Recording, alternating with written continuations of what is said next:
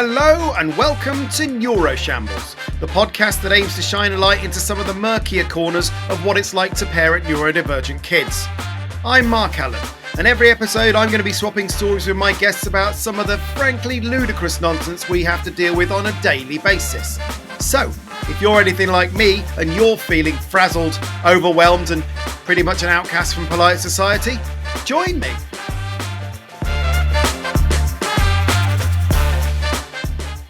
Hello and welcome to episode 14 of Neuroshambles. Once again, thank you so much for joining me and for continuing to support the show, whether that's just via your listening figure or the fact that you send emails or say lovely things about it on podcast platform reviews.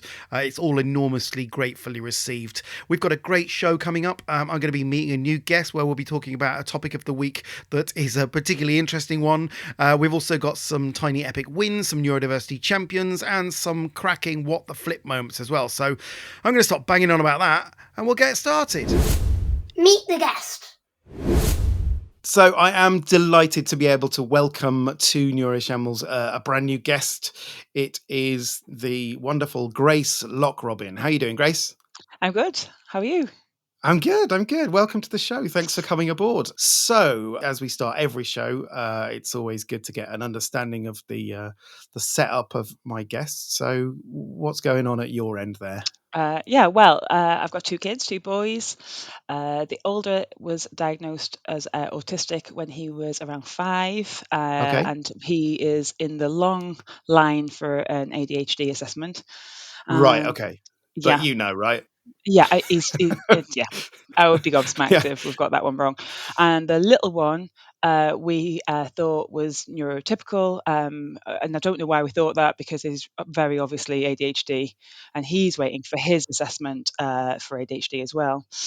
And in the sort of process of learning more about neurodivergence, we start looking at ourselves, me and my husband, and Okay. I'm now getting looked into for ADHD as well. I'm on the fence about what they'll say about me. I don't know, but with the kids, that's pretty obvious to me what we're looking at. Do they present in similar ways or are they quite Well, the different? reason we thought the little one was normal, as they say in the northeast, is because he's very different from his brother. So they're very different kids, but they're both nuts in their own Yeah. glorious way. Yeah, I do spend a lot of time going backwards and forwards. Occasionally, I'll think, "Oh, I've cooked up this whole thing, about my family," and I do sometimes have those kind of moments of like, "Oh, is this all in my head?" And then, that's normally followed the next day by everybody crying uncontrollably all at the same time, and I think, "Oh no, it's probably not all in my head." Well, thanks for introducing us to your setup. We'll crack on with the topic of the week because there's a lot to tackle here, isn't there, Grace? So Yeah. let's go for it. What's the topic of the week? The topic of the week this week is something that I've been wanting to tackle for a while and not really known how, but I think it's worth looking at the topic of emotion. And because one of the biggest challenges for me in my own neuroshambolic household is in trying to navigate this maelstrom of emotions that are kind of constantly flying about. Now, I wanted to kind of say at the top for any listeners, what we're not going to cover in this episode is what happens when those emotions become too overwhelming and lead to inevitable meltdown, because obviously that's a bigger subject and it's obviously a huge part of what we have to deal with. But I think that's a separate episode because we can talk about that and how we deal with meltdowns and what we have to do and the judgment that we get on the back of our kids melting down. All of that is a separate episode. What I wanted to kind of cover in this episode is the fact that neurodivergents often experience emotion in a different way to neurotypicals. And that's not just in terms of how extreme these emotions present themselves, but also the fact that each of my kids, for example, understand and experience and express emotion in different ways to each other, let alone different ways to neurotypicals. So it makes things in my house fairly turbulent at times. And I wanted to kind of dig a bit deeper and also talk to you, Grace, about your specific experiences as well and see if it strikes a chord.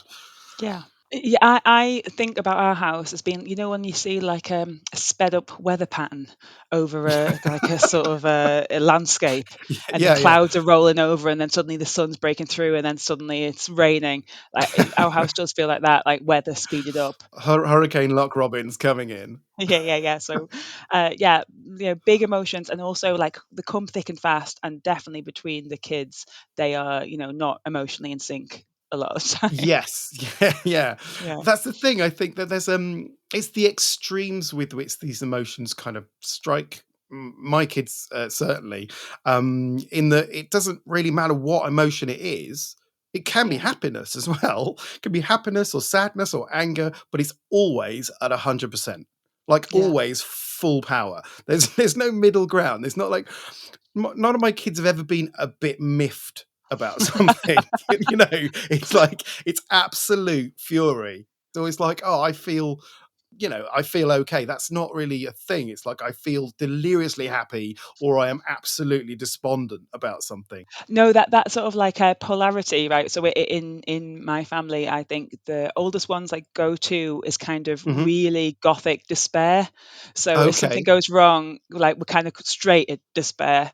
And the little one is his sort of default is kind of joy. So he is kind of fizzing and humming and Yes. shrieking. Okay. And so even between the two of them, that's annoying for each of them to have somebody Yes. that sort of miserable or someone that kind of cheery when you're experiencing the extreme. So that leads to a bit of fun and games. Yeah, yeah, yeah. They trigger each other. That definitely happens Yeah. in our household, certainly. And I think it's similar actually with Jay. When Jay is happy, he is so kind of, he brings everyone with him. He's so happy and he's like, he's infectious. But when he's in a bad mood, he just wants to just oppress everyone else's happiness. Just wants to squash everyone's joy. Whereas Otto, he is, yeah, he's generally happy as well. But again, if he's feeling sad about something, it's absolute like wild despair. So his emotions aren't on a dimmer switch. I think they're just like either on or off, and that's it.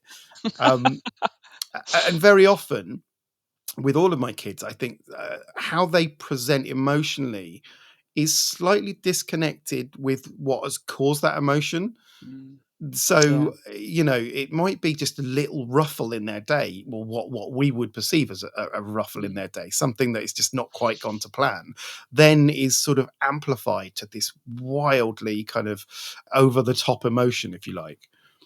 Do you sort of find that you like have got, you accrue this like manual of stuff that might kind of trigger them, so it starts to make sense, like you can start, even though like it seems irrational, you start to be able to predict it, like, oh, we mustn't do this or go there, or like, because that's going to be one of those things. On my good days, yes. But on my bad days, it's like only later on that I go, oh my God, I can't Yeah. believe that I didn't see that coming. This happened recently, where Jay he was absolutely furious with me. And the trigger, the thing that triggered it was me saying, well, before you go to sleep, don't just watch screens, just read a book. Yeah. Right? Now he likes reading. I hadn't asked him to read War and Peace before he went to sleep. I just went, just remind him, can you read a book? And he lost his shit at me. Like he kicked me and he started calling me an idiot. And I was just like, whoa, like what's happened? And I'm trying to kind of keep my emotions in check just to sort of placate this situation. And he raged off upstairs and went and did that anyway. And it was only when I sort of looked back at it that I realized what I'd led up to it. And it is, like you're saying, it's this sort of accumulation of variables that lead to this emotional outburst. And I should have seen it coming, but I didn't. And it was that we were sitting down to watch The Apprentice together. Like he loves watching The Apprentice. Do you watch The Apprentice, Yeah, Grace? I do. It's one of my guilty pleasures. It's No one else does, but I'm Don't be into it. guilty about it. It's fine. So I told him that we can't watch The Apprentice live because it starts at 9 o'clock and ends at 10 o'clock, and he got school in the morning. So we'll watch it on catch up the next day. So he can't do that now. And that there were multiple factors to that, right? So firstly, he's been told that the plans he had in his head that he was Yeah. really looking forward to were not going to happen. Then I mentioned school. So that's in Yeah. his head. Big no-no. Um, Yeah, and he's also been looking forward to having one-on-one time with me, because it is like you say, it's a guilty pleasure between us. We love watching them being idiots, and it completely validates his own sense of superiority watching people just being Probably completely why I like it. incompetent. The Exactly, right. superiority thing, yeah. And then the final straw that broke the camel's back was asking him to do something that he already does every night anyway, which is read before he goes to sleep. So that was it. And he just, like, this accumulation of things just led to this massive outburst. And like I say, I didn't see it coming at the time. And I had to kind of unpick it and go, well, obviously that was going to happen. But you don't always do that. I presume you're a bit better at doing that. Are No. you? I mean, so it's similar. I really relate to that feeling of thinking afterwards. It is actually quite clear sometimes afterwards. Sometimes Mm. it's not, and I'll cut myself slack, and I have to really do some like detective work. Yeah, and that is, I think, all of these predictable triggers at some point are unpredictable because it Yeah, yeah, happens the first time, yeah, and yeah, you sort of got to navigate this world trying to yeah. not have these kind of emotional triggers. I mean, Otto has this thing as well where he can't anticipate triggers, and he'll just boil over emotionally, and it's not, like I say, it's not sort of explosive in terms of the fight thing. It's flight, it's the meltdown, Yeah, yeah. it's the crying. So he came in the other day. I was cooking, and he came in floods of tears, and he was like, "I want to have an apple." It was like, you can Mate. have an apple. That's okay. But why are you crying before even asking the question? I don't understand it. Oh, And God. it's because he's put off understanding that he's hungry for ages, because he doesn't have that sort of connection between, like, with understanding how he Oh, feels. So he's gone from feeling hungry to feeling like absolutely ravenous, and it's tipped him over the edge to actually, like, this is now life and death to him, because he yeah. thinks he's going to die of hunger. I could have told that exact same story. So my kid is the same age as Otto, and Yeah, my oldest, and like yeah, that, not knowing he's hungry, it's crazy. So it becomes either despair or anger. And I have had yeah. times where I've been putting toast into the mouth of my oldest, just crying his eyes out, just like, keep Like chewing. literally moving his jaws Yeah, for yeah, him. moving his jaws. Come on, and then you start to see him calm down, and it's just because Yeah. he's got, his blood sugar's gone up again. So we got given these cards from a mum from school, and for early years, she's a sort of SEND specialist, and I'm always like, oh, my kids don't need cards with emotions on, like they've got really amazing vocabulary, and they don't, that, and actually they're amazing. Last time he was really hungry, I get the cards out. And he points to hungry and sad. And I'm like, yes, mate, it's hungry and sad, but hungry is the thing we can immediately solve. So like, let's Yeah, get yeah, the yeah, yeah, toast yeah. down you, and then we'll see whether the sad goes away. I should So try that with I should try that with Otto. That's not a bad idea, because he doesn't get hangry. He experiences what I can only describe as hangwish. Uh, where he's just like, "Oh no, I'm never going to eat again." So maybe if he had the emotional articulation to be able to kind of point out that this is what I'm feeling and I recognize it, maybe that will yeah. help. Who knows? In Um, the thick of it, though, I do a lot of post talk, like let's talk about what just happened. And mm, my kids, well, my oldest kid is able to say like what I want him to say, or what he thinks I want to hear, but yeah. it's not what he experiences in the moment. Like, No, no, in no. in the moment, you can't be like, oh, turns out I'm hungry. If I only had toast, everything would be, it's not No, like that, it's already unfortunately. too far. By Yeah, the yeah. time they notice it, it's already too far, right? What I find quite surprising about Otto in particular is that sometimes things that I think would trigger him don't. Pain is a particular one for Mm. Otto, in that I've played football with him once, right? And I booted the ball. I think a lot of people have experienced this as their kids. You kick the ball and it gets them full in the face, like like smacked him in the face. Sure. And Otto feels pain very acutely. He has very, very low pain threshold. And so I was just waiting for this moment where he's absolutely going to melt down. And he didn't. He just started laughing. I was just like, what? Okay. What? I mean, great. I'm Yeah. fantastic. But you've just completely turned everything on its head that I understood about your relationship with pain.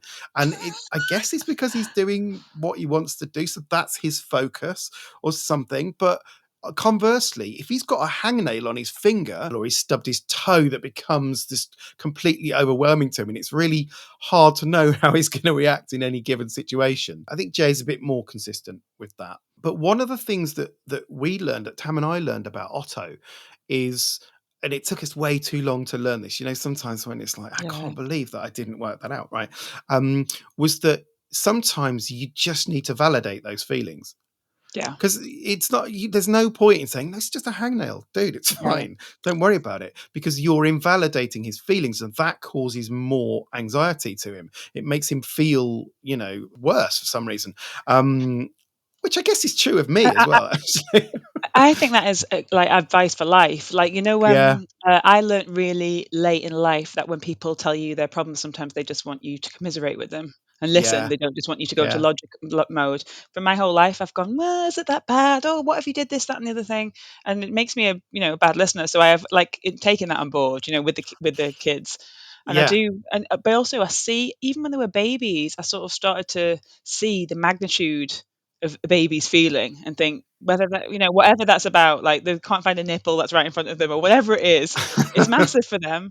And yeah, and I think yeah, that's like, I don't know, I feel like I've grown as a person by like recognizing that. And so, but I mean, it's not always easy in the moment, because sometimes, like, my husband's, you won't mind me saying, I don't think, like, sometimes his knee-jerk reaction is to be like, this is about nothing, yeah. No, it stop. is though. It is And frustrating.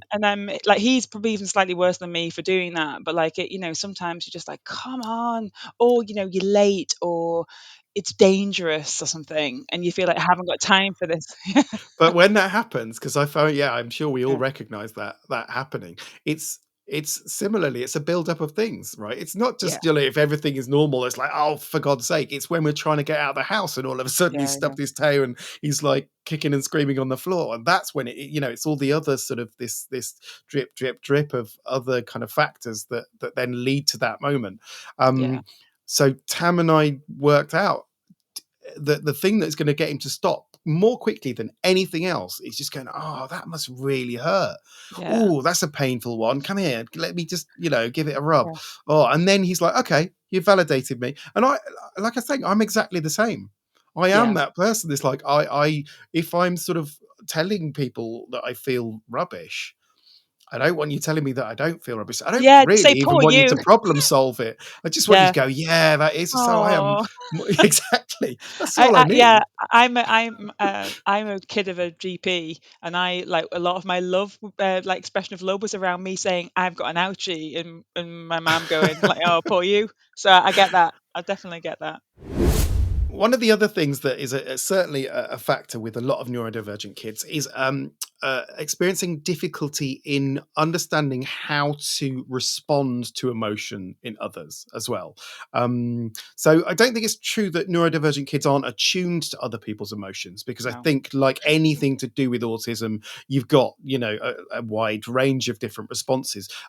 So Otto, for example, is very attuned to other people's emotions, and he takes that on and he over empathizes sometimes. Whereas Jay is fundamentally dead inside. And he would probably agree with me there. He sees emotions as some unfathomable encumbrance he has to endure from other people, I guess. Yes, that's sort of like the difference between kids is also familiar. Like, in my house, I've got one.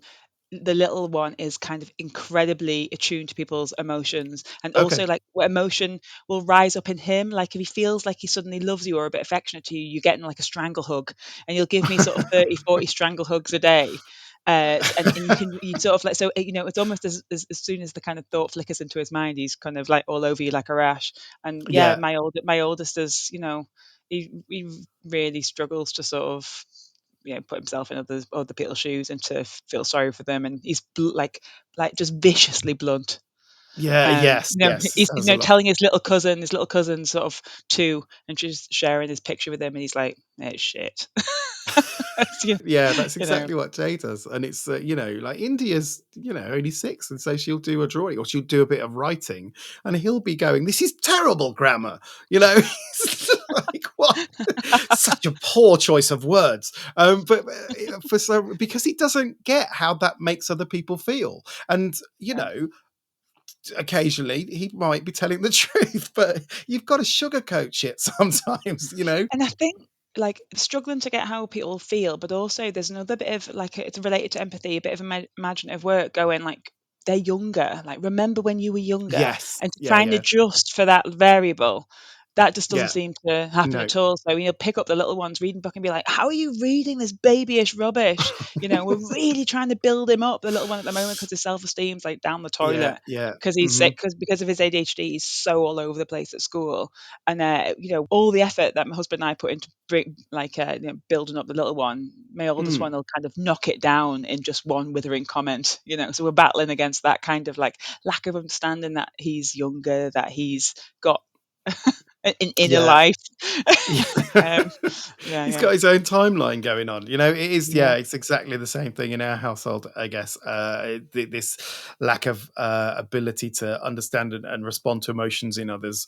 There's been times, for example, where I remember Tam telling me this, that Tam was crying once, was really upset about something that was going on. And Jay just kind of walked in, saw them crying and went, "Can have screen time," completely ignored it. There was nothing, there was, just like, I'm uh, sorry. The reason I'm laughing is because one of the first things that I thought of when you proposed this topic was me, when both kids were a bit younger, crying my eyes out about something and getting absolutely no response at all from the yeah. oldest. Just like, and also like once I like horrifically broke my toe during lockdown. It was like Oh pointing the God. wrong direction, like proper like go to hospital job, Yeah, yeah, and I yeah. was screaming, no response from anybody.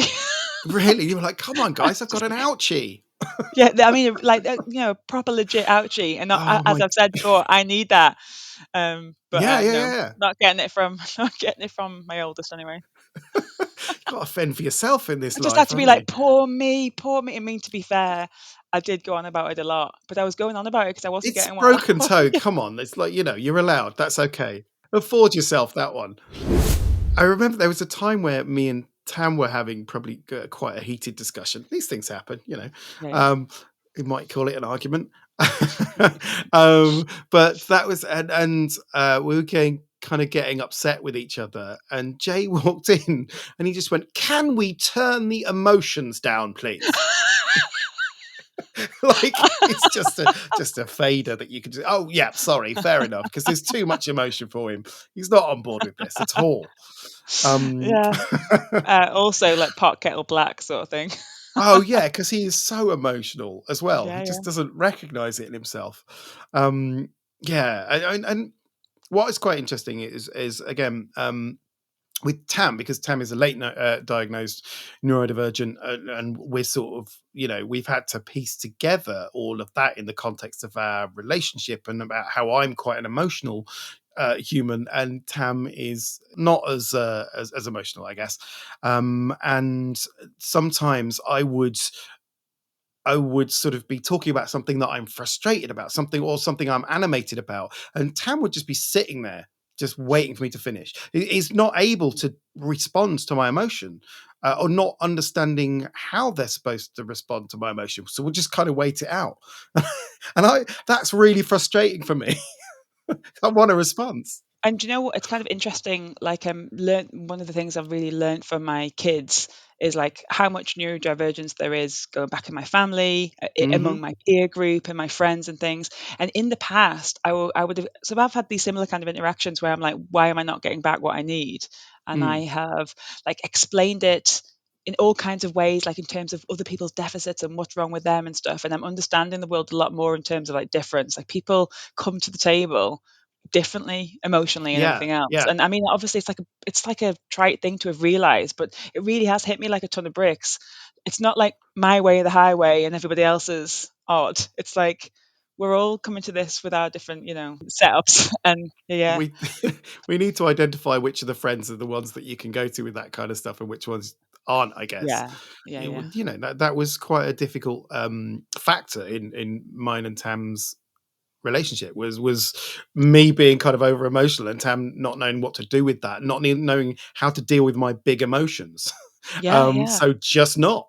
Or another thing that happens, and this is something that that Heidi Maver mentioned in one of the in the episode that I did with her, was her son Theo was saying that people at school were shouting at him, and Mm. Heidi was saying, well, I recognised that they weren't shouting at him, but that was how he experienced it. And Tam would say Mm. to me, "Stop shouting," and I'd be like, "But I'm not.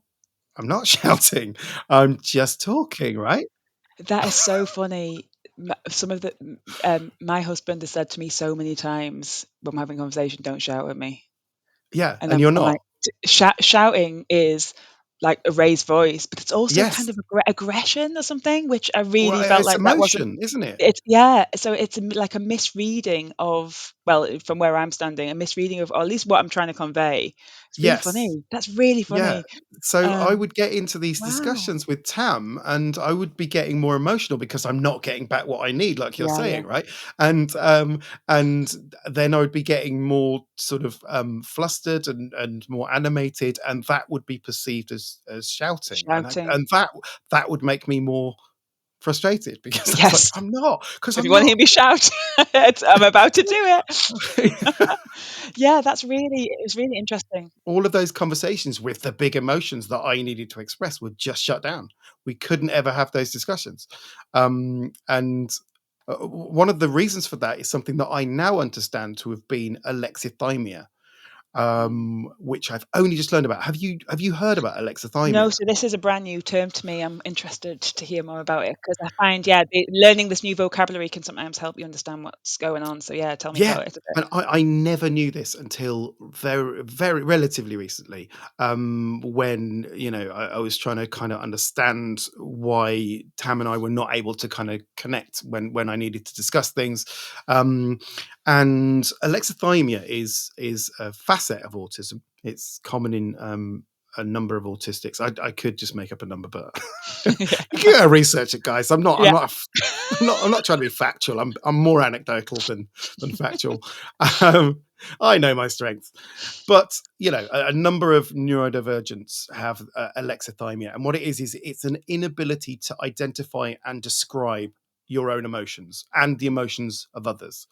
And it's a trait that's found in autistic and ADHD individuals. And it was once I understood that was a thing, it completely recontextualized how me and Tam communicated, which was really interesting because there were times where I'd have a conversation with Tam and they would say, are you cross with me now? I can't, can you tell me, are you angry? But it's like, no, not at you. I'm just animated, or I'm just talking passionately about something. But Tam couldn't understand that.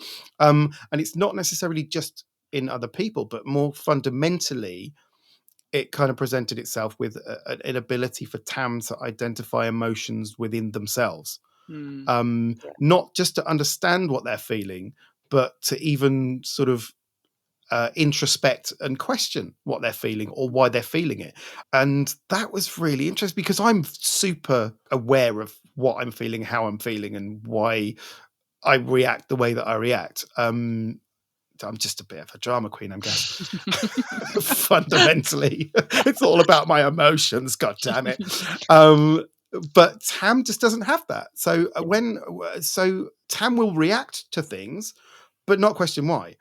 So there's stuff that would be going on, like what I kind of described as a black box in Tam's brain. I would sort of say things, they wouldn't react to them, and then they'd go away and they'd sort of process it in the black box and then come back and either kind of respond, answer or what I'd asked, but without really having that sort of back and forth emotional engagement, or would just then behave in a specific way. Yeah, that's really interesting.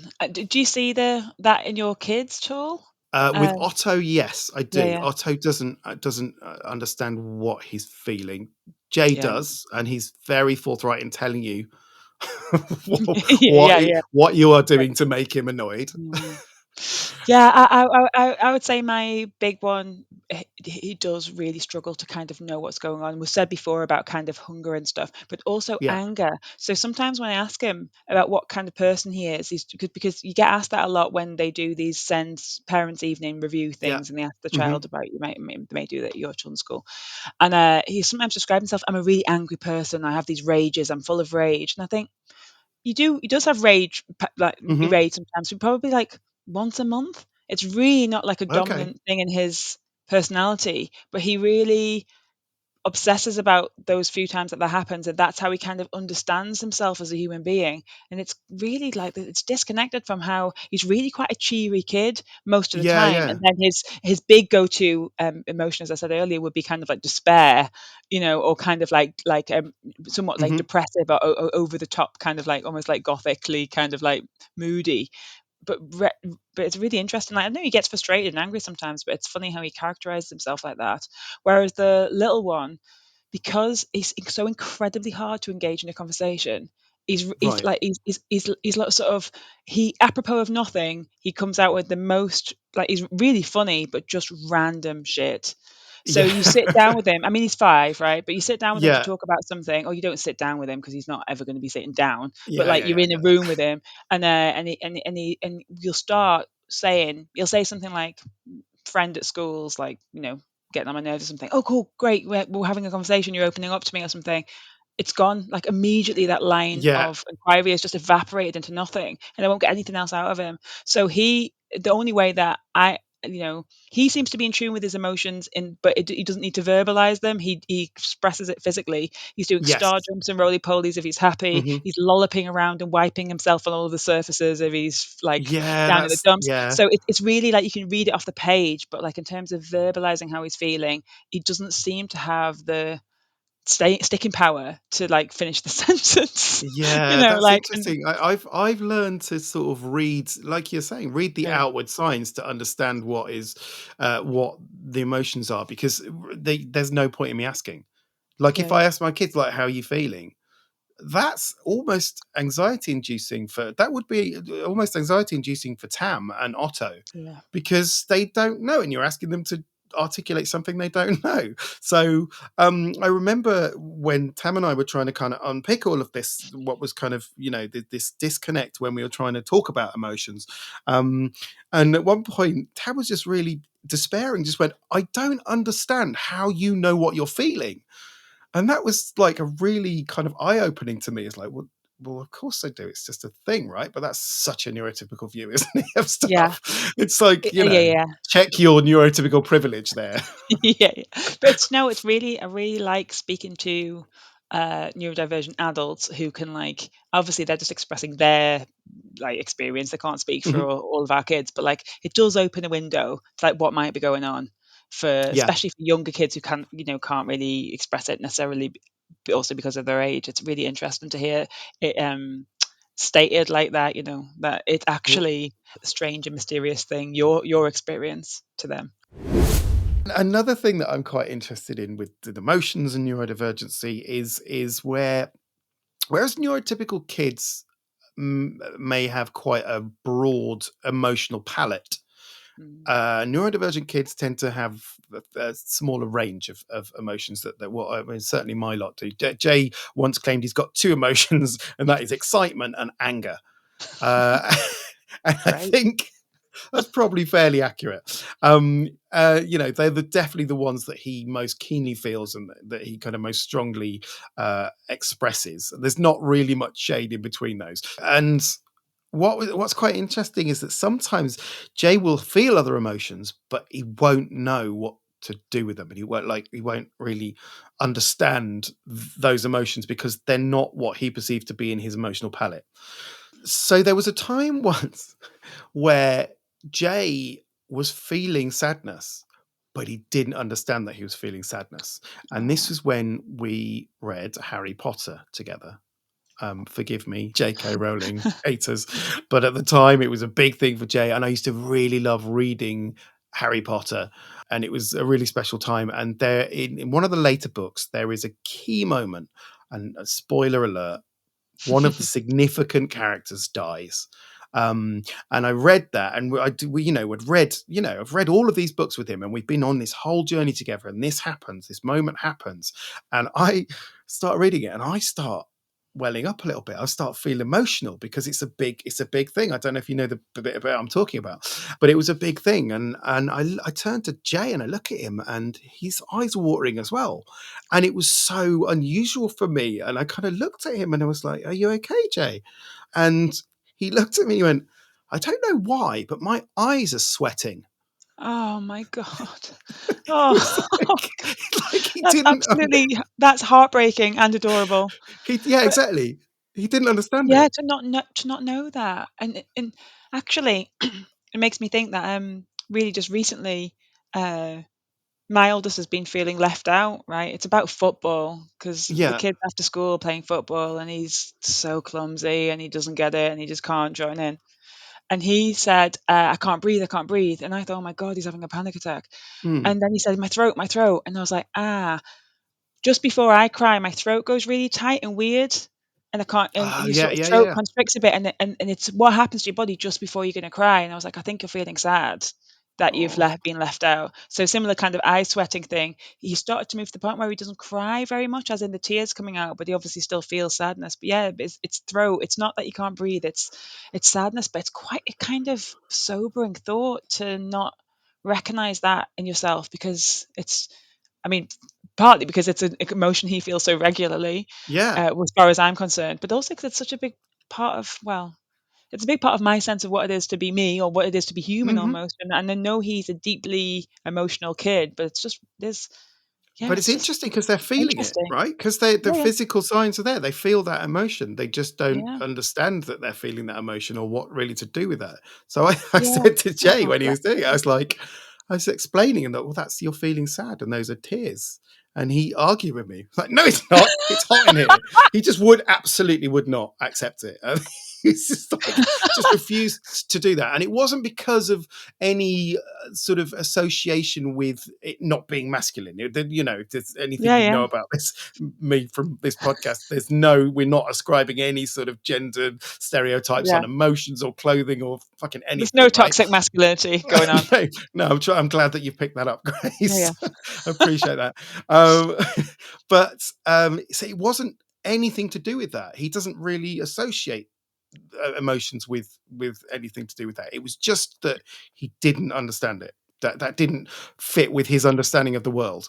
It's such an interesting philosophical question. So I haven't said, but I'm a philosopher by trade, if there is such a thing, and I do philosophy with kids. And this Hmm. question of what it is, what is it to have an emotion? Is an emotion something that someone else can diagnose in you? No, so if Oh your yeah, son says, "This is not what I'm feeling," can you override him and say, "No, no, it definitely is"? So yeah, he's having the physiological response of crying, but who has the final word on what that, what's going on there? It's proper interesting. That would be a nice one to put to the kids that I work with. the way that India feels emotion is quite interesting as well Mm. because India sort of presents a lot more neurotypically.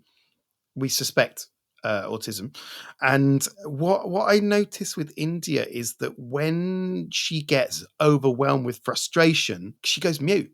She goes selectively Mm. mute. It doesn't happen very often, but when she's super frustrated, she cannot talk. She sort of goes inward and Wow. she's like little tiny balled fists of rage. And when you try and talk to her about what it is, because I want to, you don't want to see a kid like that, right? You want to help them. So what's wrong? What happened? Can you tell me what's happened? And she's just seething quietly and keeping it all in, and she won't speak for ages.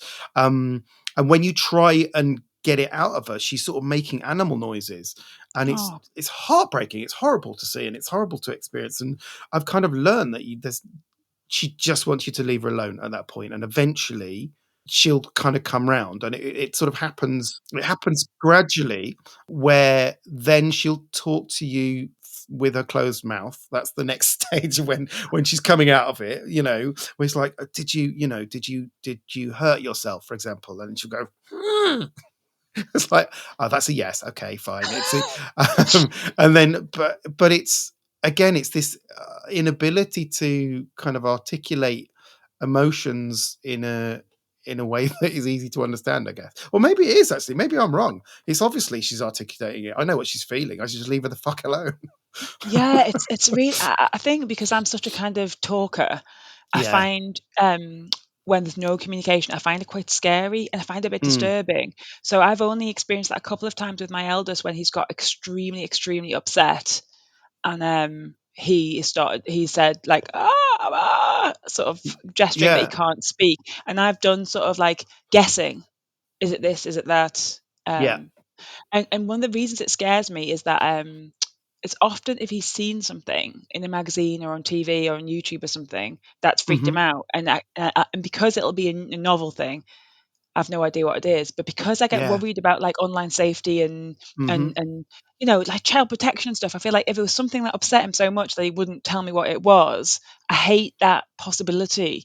So I started to say to him, because he's very into online safety, it's like his big obsession. I said to him, like, say, imagine you saw something scary on the internet and you've got this, and you're not able to tell me. We need to practice we need to practice now. You say, even you just give me one word clue, then we get into the habit basically of you being able to break the barrier and tell me what it is, the thing that's Hmm. bothered you, that scared you. And we had the thing like recently, he's had this magazine delivered for ages, which is amazing, by the way, if anyone's got curious kids, called Aquila magazine. Oh, I'll, okay. I'll share the link with you, if and maybe you could share it, I don't know. Yeah. um Yeah. Yeah. Cool. so every single issue is a different deep dive into the Romans or dogs or vaccinations or something. And Oh, he had cool. read an episode and it had something in it that freaked him out, and he had thrown it like across the room, and he was like would not speak. And I was going, was it something about scary robots? Was it something about death? Was it something about war? Just like who? Also, by the way, listing things that are potentially scary, which is like not what someone wants to hear when they're Freaking him freaking out out. even more. And were you thinking about your own mortality? And eventually we got to the bottom of it. He was dead interested in biology when he was really little, and we've got him lots of books on the body. And he's developed this sort of almost phobia about bodies. And there'd been a Right. cartoon picture of a pair of lungs in the magazine, really small. It wasn't Hmm. about bodies, the issue, and that I just completely lost it over it. But I got him to say, I said, tell me the first letter of the thing that freaked you out. And he was like, B. And I was like, bodies. And he was like, Right. yeah. You knew straight away. So I was like, right, I'll go in. I was like, I took a pair of scissors out, I've cut the lungs out of it. It's safe now. It's fine. And I was like, right, this is really amazing. This is good. Next time, just give me a clue. And you could see like the difference in his like emotional state. As soon as I guessed everything changed and his body language relaxed, and it was sort of like Well the done. panic was I'd have been there over. for hours. It sounds like two syllables. Like, and meanwhile, my husband's in the background going, "For God's sake, like this is ridiculous. He's doing it for attention." So because like my husband is better parent than me in like almost all ways, but the one thing I can do is kind of like try and get there with the emotions, like what is it, and try and like but yeah, he was just like, ugh, But come this is on. interesting, isn't it? I mean, yeah, I mean, because it is, what is interesting and what is truly representative of neuro shambles is the fact that we are. I think we both kind of feel emotion and want to talk about emotion, but it doesn't feel like many people in the house do. No, So no. we're the fucking problem, Grace. Yeah. If we I weren't there, everyone would just be getting on. Um, yeah, and yeah. not communicating, and that's also fine because that's they don't want to communicate their emotions. On Um, my wedding day, my husband said, "I wish there was a pill I could take today that would make me feel no emotions. It would be much more easy to get through the day." So he was worried about giving a speech and stuff, and oh, feeling like big emotions. And I was like, "Mate, we're here today to feel the big that's emotions. We're getting that's married. Come on, if not today, when?" But yeah, it's just not for him. Like being all demonstrative and kind of like touchy feely. It's not for him, I guess. yeah, I know it's interesting, isn't it? And I think I But should probably be a yeah. bit more mindful of that in my Mm. own family of that not everyone wants to talk it out. This is the other thing I've kind of noticed is that emotions kind of when they pass, they're gone. Yeah. There's no residual kind of emotion there. If there's like absolute outright fury, and then as soon as the fury's gone, it's like nothing ever happened. Do Yeah. you have that? Yes. And actually, I cling on to that when it's in the middle of the eye of the storm. I'll say to my oldest, like, in 20 minutes, this will be over, or 10 minutes. Like, just hang on, and I swear it'll be over. And yeah, and it's like, if I've got myself, can I pass myself and then really upset, I'll sort of like mope around for most of the rest of the day. Mm. Yeah, yeah, But yeah. no, or I'll be embarrassed because I've let myself down and got really emotional or something. But no, it's just like that was then. Now we're playing Lego and like watching YouTube and sniggering about whatever it is, and it's over. Yeah, Yeah, definitely. and I had this when Jay says some of the like absolutely horrendous stuff to me. He'll be like, "You are the worst parent ever." I wish I didn't have a dad. He said to me today, and then like 2 minutes later, he came in and went, "Do you want to play a game?" It's like I thought I was the worst dad ever. The fuck. But he does feel that emotion. This is at Yeah. that moment in time, he genuinely believes that and he genuinely feels that, and he expresses that. But then it's gone, and he doesn't feel that, and he doesn't believe that anymore. And so it's all almost that these emotions are ephemeral. They just kind of happen, and then they don't. Whereas I'm much more. This is a thing I'm expressing, and this is how I'm always going to feel. Yeah. you know. How do you feel with when you get, because I have had that kind of like, everything's laid, you're the worst ever, I hate my life, I hate my Mhm. family, I wish I was dead, sort of stuff. Does that leave a trace on you, or can you just like, is it water off a duck's back? Can you be like, I know he doesn't mean it? Like, do you ever get offended by the sort of stuff your kids say in the heat of the moment? I wish I didn't. And again, it depends on how much kind of other residual stuff has been affecting me up until that moment. Yeah. Sometimes if I'm feeling like really down about stuff, then it is. It's just like fuck. I try so hard, you know, Yeah. and you don't get it, and you don't will never understand it, and it does. Yeah, that is awful, and sometimes I can just contextualize it and go, you're not feeling that. Sometimes, like tonight, he said something and I was just making a joke of it and it was okay. Yeah. It's like, I know, I'm terrible. I'm awful, aren't I? Aren't I the absolute worst? Oh, well, you're stuck with me. And then you sort Yeah. of make a bit of a thing about it. But yeah, sometimes, I don't know. How do you feel being what the fellow emotion haver? If there are direct stuff like, oh, my little one will be like, you've got the fattest tummy ever, your nose is massive, your breast stinks, that I'm fine with, because I sort of think, like, it's funny. If I get told I'm a terrible parent and stuff, I'm sort of fine with that. Back to the ingratitude. If I really put loads of thought into like a day trip or something, or in fact like a birthday party, uh, Hmm. uh, the birthday party's been asked for, and we had this big build up and stuff, and then when both kids, the last birthday party we did, were like, I want everyone to go home about 20 minutes into it. And I was like, I tried so hard for you. Yeah, Like, I yeah. really, really felt offended. Like, oh my God, I can't win. I thought you would love this. And also angry at myself for not really realizing that it might have all gone tits up. So that's the time for me where, like, I feel like things get thrown back in my face. I can't deal with that very well, and I feel a bit resentful towards that. And 20 minutes later, I'm like, this is probably bound to happen, and it's not a big insult towards I me, and know, but it's it's just life. it's But in the moment, it's it's hard, isn't it? hard, and it is sort of, that is the crucial thing about having neurodivergent kids with emotions, is that we so much of it is having to handle our own emotions, Yeah, having to kind of deal with how we feel about this situation. um Very often that's anger for me. It's just like, yeah. especially when they're kicking off at one's kicking off at the other, and I just get really, really angry about it. But I know that if I express the anger that I'm feeling, it's going to make it 10 times worse. It's like pouring petrol on it. I realized quite late in the day, like maybe my oldest son getting 6 or 7 or something, that like I just gotta put a lid on it as much as I can, because there is an awful lot of like emotional contagion in our house. And if I just Hmm. In fact, I can remember this one time where my oldest was like 2.5. It's pretty. I just had the second baby. We went to a play date with a nursery kid. So he's only 2.5. But in my head, because I always used to think of him as a lot older than that. And he kicked off at this kid's house, and he was having what I now realize is a meltdown, but I didn't have a name for it Hmm. then.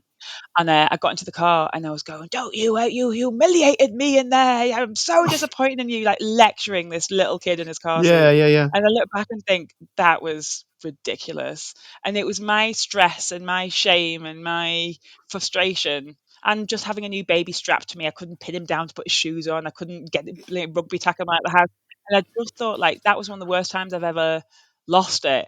And really blaming him. It's ridiculous when I look back. I mean, I'm not like, oh, I'm the worst mother ever. I mean, I'm sure people do it, but I just thought like that was me not being able to just put a lid on it and be like, look, you were a bit embarrassed, but it's not really his fault. He's only 2.5. Just move on. But I'm fairly sure I can speak to every single person that listens to this podcast in saying that we've all been there. Like we've all had those moments where it's just like just a primal scream at the world, not even necessarily this one moment, but everything that has kind of led up to this fucking frustration and this anger and this like, can't something just not be easy for once? Can't I just do a thing that I just like, it's not for me anyway, it's for all of you lot, right? Yeah, I don't want to be at the stupid play date. Can't things just go my way for once?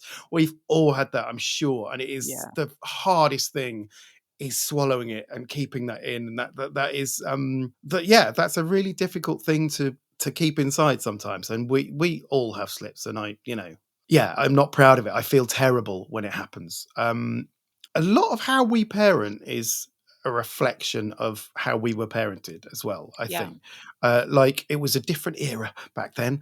I think if you feel like you were well parented, or you feel like you were fairly parented, then you will kind of go, well, that's how I'm going to parent my kids, right? So I had this vision in my head of like, well, if my kids are out of order, what I'll do is I'll use my angry voice, and they'll freeze and they'll stop it, and then they'll want to respect my authority.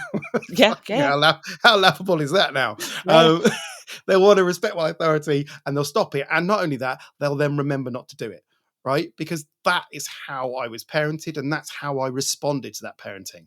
So that's how I started parenting, by being and I'm not proud of this, but being a bit shouty when they were doing shit, and and then noticing that it had no impact. It's not other working. Than like it's not working. They're not. Firstly, they're not respecting me anyway. Nor should they. You shouldn't have to shout to get respect. It was a different time, and my dad was great. Like I'm not saying anything about him. It was just how people raised people back in those days. I think my hangover about like manners and stuff. I think I had a lovely childhood and stuff, but like we were brought up to like not make a disgrace of ourselves and say please and thank you and stuff. And I obviously have like filled that with more significance than it probably needs to have. But definitely like I know my husband has been really kind of like we need kids do need boundaries and to know where they're at and stuff, but you've got to work around the children you've got. But I think we started off being like we're going to be a bit hard-assed, and then the kids and I think quickly we sort of realized that was hilarious, and we'll have to do something slightly different. And one of the things is like humor. So actually there's so much because of the PDA kind of stuff, a lot I can be kind of like you need to do this right now. Absolutely no way. And then you can just flip it into a joke. Okay, you don't, or like, all right, don't go to school with your teeth unbrushed, stinky face. And we just kind of like but also knowing like there's so many moments where I'd be like, do this, and the kid will say no, and I'll think, well, okay, actually. Today it doesn't really matter. It really doesn't matter. And I think that's really helpful deflation of adults' tendency towards a power trip.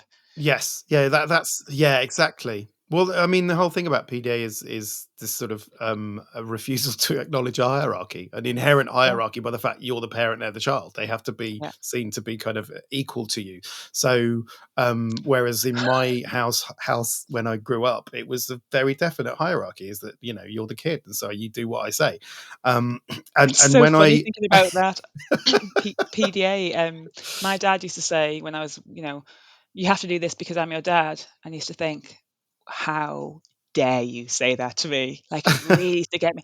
I have to do this mad thing because you're my dad. I've never had anything so irrational or so unfair in my life. Like it really used to get to me. And I think, I probably got a little sprinkling of PDA. I cannot stand getting told what to do. So by anybody. Okay. And so even if my husband's like said tonight, I'll take the big one to swimming, but you'll have to walk the dog. And I was like, I don't have to do shit. Obviously, what he means is like someone's go walk the dog, it's fine, but just the way it was phrased, I was like, I'm not walking the dog. And I had to have a word with myself and be like, right, take the dog out.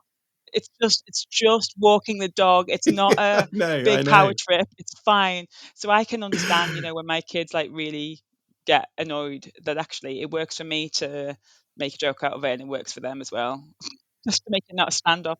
Yeah, humor is super important, I guess. And yeah, that wasn't really how I was parented. um, and Yeah. one of the crucial parts of sort of letting go of that anger was understanding the intent of my or the lack of intent in my children in their behavior. So I know, and I've said it multiple times, but I've read the Explosive Child book, and that was just like, oh, he's not being malicious. He's not doing this to piss me off. Whereas, I think that was the go-to thought. It's like, he's trying to fuck with me. I don't know. Yeah, Do yeah, you yeah, know what I mean? It's like yeah, he's being willfully disobedient. It's like, no, he's not. He's just not understanding what you want from him, or he's not able to do what you're demanding of him. yeah, And when you understand that, then as soon as I knew that, that completely changed my relationship with Jay in particular, because I yeah. started to understand that he wasn't deliberately being disobedient. He just wasn't able to cope with the expectations that I put on him. And that was much easier to let go of the anger then, It's a big because it's not paradigm shift, defiance. isn't it? Yeah. Yeah, when you think so that when you realize someone's not messing with you, it's really, yeah, it's amazing insight that. One of the other emotions that I feel I can't really often express in my own house, in my own setup, in my own situation is sadness. The Mm. sadness of the situation that I find myself in. And I'm guessing that other people feel the same way in their own setups. I don't know. And this isn't funny. There's nothing funny about this, but I do think it's worth saying that sometimes, as a parent of a neurodivergent kid, you just feel so sad about Yeah. what your life is, and how hard it is, and what your kids are going through, and how hard their life is, and I don't know really what to do with that sometimes. Do you know what I And mean? it's not very cool. Like it's not kind of. I feel like one of the amazing things that's come out, come of more like awareness about neurodiversity and more kind of celebration of disability, all good Mm, stuff. Is yeah, like like a reframing of it. It's important to be proud of your identity. It's important to recognize people are different. All of that, 100% behind. But there is also a kind of very taboo, like, yeah, sadness is a really good way of putting it, that life is difficult, that your children might have a more difficult experience than you would have otherwise wanted for them, yeah, that you're not absolutely. connecting with each other in exactly the way you imagined Hmm. before you had children, like, and all of that stuff is, I've just come out with it and told people sometimes that, like, I do play a little tiny violin for myself sometimes, and I think that's fair enough. But sometimes I flip it sometimes, and I think I listen to the podcast and I hear what other families are going through, and I think, oh, it's easy for us by comparison. So I feel sad and then also guilty, because I think actually, I think my children, when I was 30 years ago, wouldn't receive diagnoses, because No, they are, I know it's not the right terminology, but functioning in various ways well and fine. And so I feel both, yeah, sad sometimes, and also like, do I have a right to? I know so many families who've got more complicated and difficult situations than we have.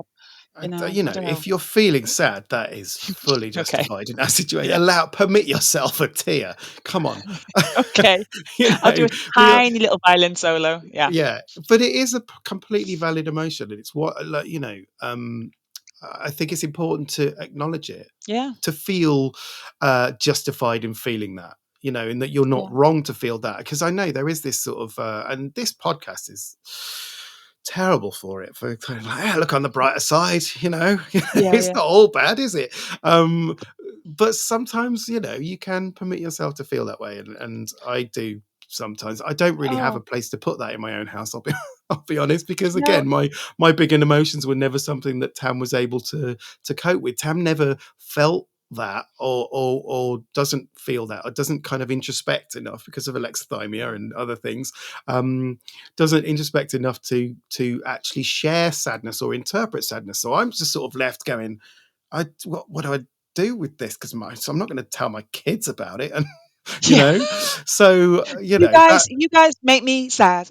So Yeah, I just want I to should try that. I have been thinking about saying that. So I might try it with uh, Jay once and go, you just said that I'm the worst he'll be parent in the fine with world. it. I'm interested. I might do it as an experiment and just see what his response would be. Because, like, and again, it's not going to, it is what it is. But I'd be interested to see what he would do with that if I put it back to him that actually made me feel sad. Yeah, I mean, maybe he would be just absolutely down with it. But yeah, my husband does sometimes sort of say, "Oh, this is different from what we were expecting." It's like he does express sadness about the situation sometimes. Um, but yeah, I do think it's a legitimate thing to talk about. And sometimes I think about one particular incident where uh, my oldest had just started school, and I had not told them about my concerns about his neurodivergence, although I'd told his nursery. I knew it hadn't been passed on because I'd asked them not to. I wanted school to read him without any colouring of Hmm. any sort Yeah, and see what they said. And I was really thinking they were going to say, "There's nothing there. It was all a big fantasy." And they called me in for a meeting. And I called my mum after the meeting and I said, "Oh, I had this meeting with school." And she was really excited. And I was like, "What's the matter?" And she said, "Oh, did they say he was really clever? Because he is oh, really, he is really clever." And I said, yeah, "No, they said they think he's autistic." And because they focus at school is so much on attainment and stuff, they were saying he can't really write and he can't really read and he's shit at maths. And so even though we see him as being one of the most articulate kids I've ever known in my life, yeah, uh, that no, they didn't say he was really clever, ma'am. And that really got me like it was a knife in the heart. We know this kid and the world seeing him as a kid with special needs who's not meeting his expectations in these kind of ways. yeah. And that I think of that a lot. I remember the Yeah. first time it sort of hit me. I was on my own because, again, like Tam sort of understood and accepted Jay's neurodivergency before I did. Mm. Tam's understanding of neurodivergency anyway was better than mine because Tam works in secondary schools and is around that a lot more and around kids a lot more that have neurodivergency and can also see where that sort of how that then pans out. Whereas it was really quite a shock to me to kind of understand that. And I remember the moment that it just hit me. I was just on my own in the house, and it just hit me like a wave of that like sadness of like, fuck, this is it, right? This is it's not Yeah. impossible. It's diagnosis. This is the case, and he's gonna find things so much more difficult, and we're gonna find things so much more difficult, and and you almost grieve for the loss of what you thought your child was going to be. Yeah, Um, absolutely. It's very, very common that people say that, and I can relate to that. That sort of got to abandon those expectations, but you also, when formulating your new expectations, I don't know, maybe because Tam had more expertise, maybe it was different, but I didn't know how to form my new expectations. So even now, I'm still like, will my kids go to uni or not? Like, will yeah, they live yeah, will they hmm live independently? Will they have partners or and maybe I'll look back in the future and be like, oh, how stupid! Of course they would, but it feels very unknown for me at the moment. Like, what will they? Will secondary school finish them off into emotionally, or will they be fine? I don't really. I know no one knows what their kids' future yeah. holds, hmm but I feel like a whole load of question marks about how to shape my expectations about what the future holds for them, and that's also kind of it's just daunting. Yeah. The thing that helped me was really just kind of thinking, well, I'm not to just let go of those expectations. Mm. That's an easier thing to say than it is to do, but to not project too far into the future and just go, well, these kids are wicked and they're hilarious and they're smart and they're absolutely bonkers, but they are who they are, and this is who we've got, and this is great. In terms of Yeah. where we could be, we're in a good place. I kind of get how they work, and we just sort of bumble along and we'll see where this goes rather than having those kind of longer term expectations. And Tam has been incredibly important in kind of helping me see that, but partly because Tam doesn't wallow in those emotions. Tam is always moving forwards. And so that's actually been quite helpful for me as a parent to not wallow in that. And I have a very different experience from when I understood that Otto was neurodivergent, because I didn't feel any sadness. So, another one, great, hop Yeah, on. yeah. Do you know what I mean? Hop on Yeah. the mad bus. We're driving. Don't know where it goes. Who fucking knows? But it's just part Yeah, of the. like the more the merrier. I also think, like, there was a time where, like, everyone assumed their kid was straight, or everyone assumed they know their kid's gender, or whatever it might be. Like, Hmm. or everyone assumed their kid is going to get married, or all these different. And we've all, like, many of us have, like, no longer would presume those kind of things. And I wouldn't Yeah. have presumed my kids, or shouldn't have, that my kids would have gone to uni or anything really anyway. So I need to, like, exactly, like, open my mind up to, like, no one really knows where they're off to and what the kid's future holds, and you just have to kind of go with it. The only real measure I can ascribe to success with my lot is, are they generally happy? And they Yeah. are. They are generally happy. Obviously talking about emotions and stuff, there's the anger and stuff, but generally you meet my kids and you think, they're pretty happy. And compared to how it could be if we tried Yeah, to yeah, squash their behaviors, I think about how, if my kids were parented 30 years ago, they would be different humans, because they yeah, would be naughty, they would be yeah, disobedient, their experience of school would be much more punitive.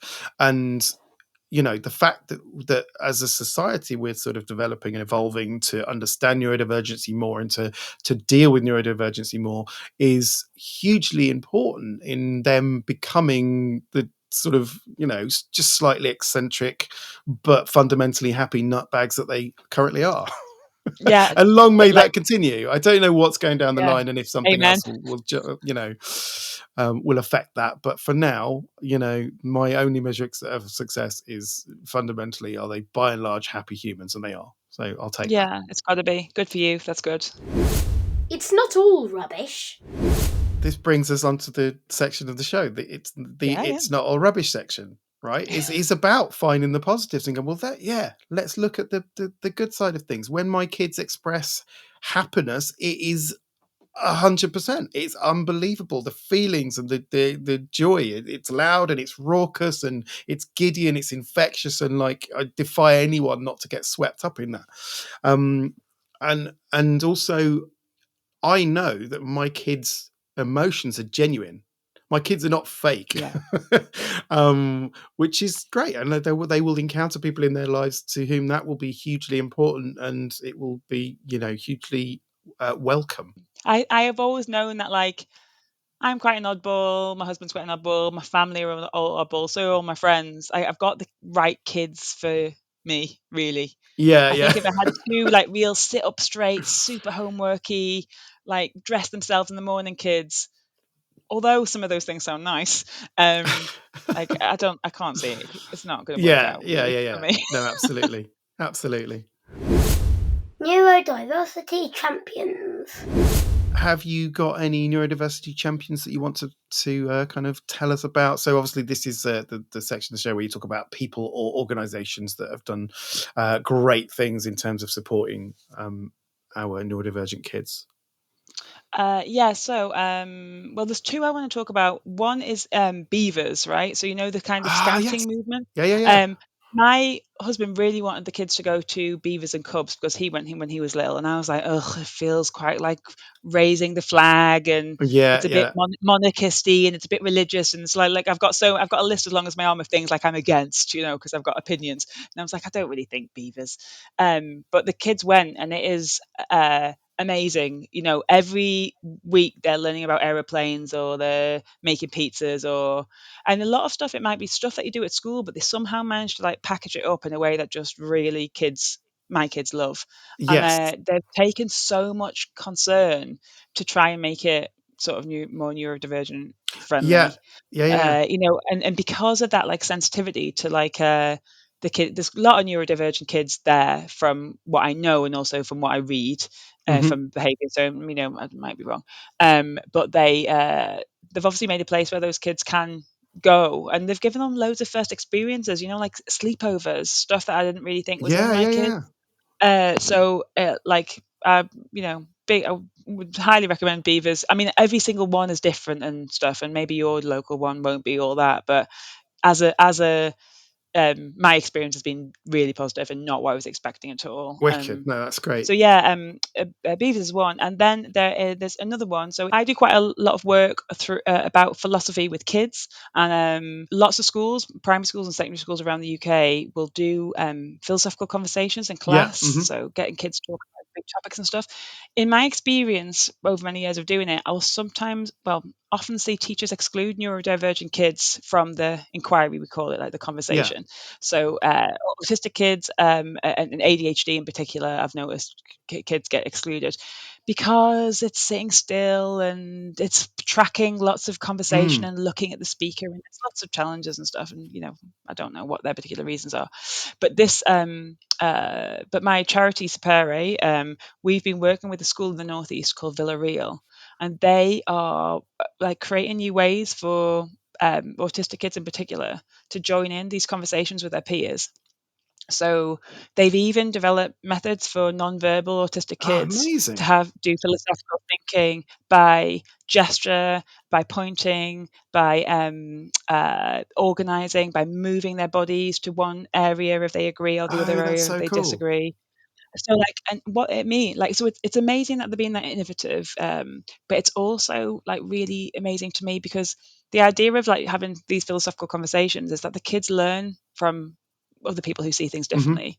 And if you exclude the divergent kids from that conversation, you don't get to be exposed to examples for the fact that many autistic kids can have a really strong sense of justice, and they can see particular issues and argue really for like issues to do with social justice and stuff. They're like denied that perspective, which is kind of bad for everyone's development. It's kind of bad for democracy. It's bad for inclusion. And so the fact that this school in particular, but others as well, are making like real inroads, and our charity by association in like making sure neurodivergent kids can be part of these conversations is massive. And it's been an amazing privilege to see what the school has achieved. So and also like if there are any people listening who they know that philosophy happens in their school, they should speak to your teachers about making sure the neurodivergent kids are really included, because they've got so much to offer in terms of how they see the world, and that everybody else can massively learn from. I'm sure that a huge number of philosophers were neurodivergent as well, right? Because it's all about seeing the world in a different way, right? Absolutely. I don't know, but obviously we've got no known diagnoses from back in the early days of philosophy. But I'd be very surprised if there weren't I'd be gobsmacked. a lot of neurodivergency amongst totally. them. So I've got a neurodiversity champion because I read something recently that on the BBC, it was really weird. I read an article on the BBC about a footballer, and this is a footballer that I think he's one of the first footballers that ever kind of acknowledged that he's autistic. And he's a professional footballer, and he's called Greg Halford, and he's diagnosed autistic, and this article was all about his neurodivergency and how that affected his career. But it was written by a journalist who just got it right. He wasn't like, the way that he talked about his neurodivergency was just wonderful. And I read it was like, when you read articles, it's like, he is an autistic. It's like, you're not even doing the fucking basics, mate. But the way that he described it was genuinely eye-opening. So I like a couple of quotes. He was like, "It was while with the Bluebirds that Halford discovered he, like his son, had a different neurological operating system from most." And I read that, I was like, hang on a second, this guy gets it. And this is on the BBC, so other people are reading this and probably, like going, what is he talking about? But I really loved the way that he phrased it. And another one was, he said, the 39-year-old has received widespread support since disclosing his neurotype. And it was like, again, just such a wonderful phrasing of it. It's not since being diagnosed. It's like he's understood it and he's shared it. He's disclosed what it is. And it's a much more empowering way of talking about neurodivergency. And it was on the sports pages of the BBC. So I was not expecting to read that. Massive. So shout out to Nick Ransom, who is the journalist that did that. He's the neurodiversity journalist for the BBC. And I did some kind of research into him because I was like, who is this guy? I like it. And he's autistic himself, of course. That's why he gets it, right? Yeah. Brilliant. But I love the fact that I was unexpectedly kind of read such kind of neuro-affirmative language in an unexpected place. So I hope more of that happens. So thanks, Nick. Good job. Tiny epic wins. Okay, tiny epic wins now. Have you got any tiny epic wins for us, Grace? Yeah, I got two tiny epic wins, and they're both around the fact that my little one, as I alluded to, has had like rock bottom self esteem at Hmm. school. Because he's not across the sort of reading, writing, arithmetic sort of stuff yet, or maybe ever. So I bought this book called All the Ways to Be Smart. I don't know if you've Okay, heard of no, it. I It's a haven't. picture book. It's really nice. I really recommend it. Uh-huh. It's really, really nice. And it is about all the different ways people can be amazing, apart from ticking boxes Hmm. and crossing, it's lovely. And I bought it. We took him out of school for like half a day a week for about a term. Think like to do a bit of kind of like enrichment and nice Hmm. stuff and just take the heat off him a bit. We took him out on a Wednesday afternoon. The first day I took him out, I read him this book and he was like, ugh, because he's really got it in his head that he doesn't like books, right? And I read it to him quite a few times, and I started to say to him, "Which of these ways to be smart? Like, are you smart?" And he started going, "Oh, well, I'm good at clicking my fingers, and I'm good at gluing bat wings on bats, and I'm good at picking flowers. And I'm good at knowing when someone's sad and give them a hug." So we started to like build up this sense of like, loads of this stuff in this book you're good at, and he started to ask for the book at Oh, night time. wicked. And he's really, in the last couple of weeks, I've seen like a massive increase in his self esteem and the way he's starting to talk about himself and stuff. And it really made me think that it's just a book, like it's just, but like these, I don't know, you can counteract slightly, or you can make some kind of headway with like these problems that feel totally intractable. So the fact that he's saying slightly nicer things about himself, and he's acknowledging that like maybe he can whistle, right? He's Yeah, really yeah, proud that he can yeah. whistle. And I'm like, yeah, it's amazing to be whistle. I can't whistle. It's That's excellent. amazing. Yeah. So I'm just like, if I can get to the point, basically, the tiny epic win is if my kid can be happy and proud of himself that he can whistle, like that's a Yeah, of foundation of course. self-esteem on Yeah. which to build other stuff. So I'm proper happy about that. And similarly with the older one, he spends, as I sort of said, most of the time raining on the little one's Hmm. parade, like but that you can't read, you can't catch, you're rubbish. And he he made a certificate for his brother What? saying that his brother was so he did. I didn't tell him he would never normally do this. All he draws is planes. He draws thousands and thousands of planes. He doesn't make other things that aren't Hmm. planes. But like apropos of nothing, he made a certificate for his brother saying like you're an awesome brother or something. Coloured it in, not a plane on Wow. it, like totally different kind of thing for him to make, and he gave it to him. I mean, after I know this is supposed to be positive, but immediately afterwards he tried to grab it off him and rip it up, and I had to like pin him down to take it out of his hand so I could keep it. But he did, before that happened, he did make it, and I just think like something's happened where he's like, I could do something Yeah. to boost my brother and not be a complete arsehole. And for a brief moment before he tried to rip it up, that was his Yeah. emotion, and that is massive. And I was really happy. And I'm gonna just edit out of my memory the bit where he But then that tried was to rip it up. protracted, though. I mean, that's more meaningful because so he Yeah, yeah, spent time creating it. The yeah. anger He to sat rip down. it He up, spent that's about a like 10 fleeting minutes. thing. Like you're saying, emotions sort of Yeah, come and go, right? That yeah, yeah. the destructive side of it was fleeting, but the actual intent was protracted and deliberate, which is amazing. Yeah, well Yeah, done. yeah. So I am proper thrilled about that because I can just quit parenting now. I've completed it, basically. Nice, nice. What about you? My tiny epic win, again, very tiny in the scheme of things, but epic, is that Otto finished the crackers in the Cracker Barrel. Right? Okay, that's not the win. Yeah, yeah, The yeah. win is Okay. he opened a new packet and put them in the Cracker Barrel and What put the the wrapper in the bin. Now, like, if you know what? Otto, No. that is completely alien for anything he's ever done before. You know, The level of acumen that, like, there's a yeah, problem here. Here's how but also to put it in the bin is just I know. absurd. I was absolutely staggered. He was so proud. He told me he was really proud. He was like, he had to tell me, and I was like, what, really? And that is huge on so many levels. That it's an epic win for him. It's times like that you're like, right, if I do drop down dead, they won't starve. Because I sometimes think like if there was if like if I broke my leg and was lying on the kitchen floor, nobody would know. No one would know where the crackers are. No one would be, but maybe deep down inside would know how to get themselves some Yeah. So crackers. normally Otto will, he'll encounter a problem and he'll just stop at the problem and go, "That's the problem. Someone help me with this problem." So the fact that he problem solved is huge, and it gives me a lot of hope. What the flip.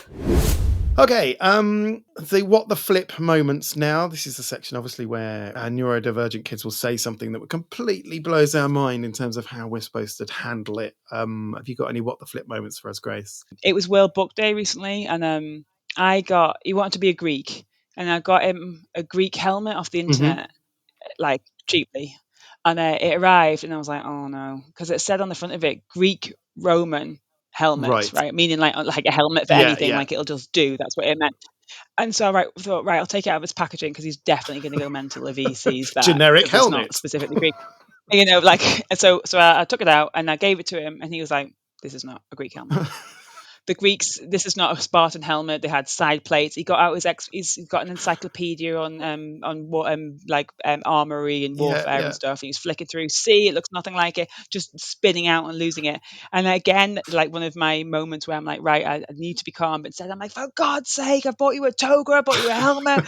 I hate World Book Day anyway. So I just couldn't be the bigger person. I was really shouting at him, and he went really calmly, Mum, some people have hidden disabilities and it can make them be perfectionist. So it's not really my fault that you've got me the wrong helmet. You really should have anticipated that I needed it to be historically accurate, like proper boy splain to me.